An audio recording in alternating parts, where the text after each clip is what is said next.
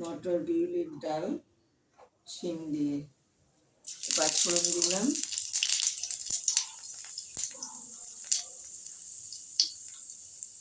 এবার আমি দিয়ে দিচ্ছি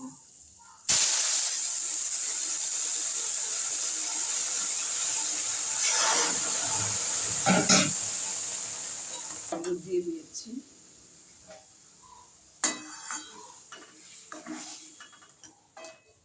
শিমটা আমি একটু ভাপিয়ে নিয়েছি আগে। ভালো লাগলে লাইক করুন, শেয়ার করুন, সাবস্ক্রাইব করুন।